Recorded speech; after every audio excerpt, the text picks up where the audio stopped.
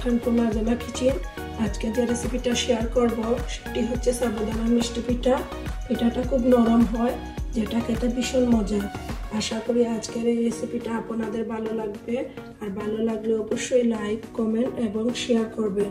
চলুন শুরু করা যাক। সাবুদানা পিঠা তৈরি করতে আমার যা যা লাগবে, এখানে আমি 300 গ্রাম সাবুদানা নিয়েছি, 200 গ্রাম ড্রাই নারকেল গুঁড়া, 1.5 কাপ চিনি, রেড কালার। চিনিটা আপনাদের স্বাদ বুঝে বাড়িয়ে কমিয়ে নিতে পারবেন। এখানে আমি কোনো ময়দা ইউজ করব না। সাবুদানা আমি 2 ঘন্টা ভিজিয়ে ছালনিতে রেখে দিয়েছিলাম 2 ঘন্টার জন্য। দেখুন পানিটা ঝরে গিয়েছে। এইভাবে আপনারাও পানিটা ঝরিয়ে নেবেন।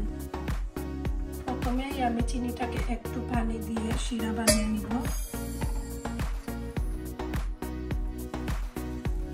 চিনিতে পানি দিয়ে দিচ্ছি, আপনারা বেশি ইউজ করবেন না, একটু পানি দেবেন।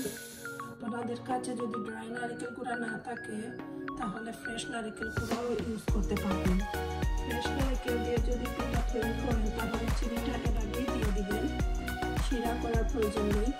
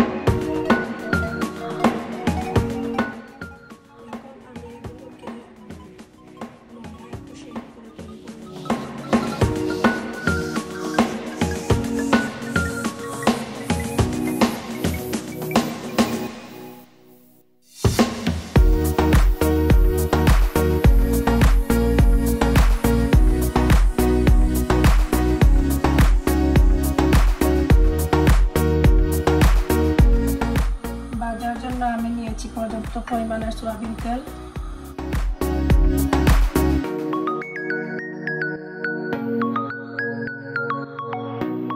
আপনি চাইলে এগুলো বাজার আগে বানিয়ে ফ্রিজারে সংরক্ষণ করে রেখে দিতে পারবেন। তেলটা গরম হয়ে গিয়েছে, এখন আমি একটা একটা করে পিঠাগুলো ভেজে নেব।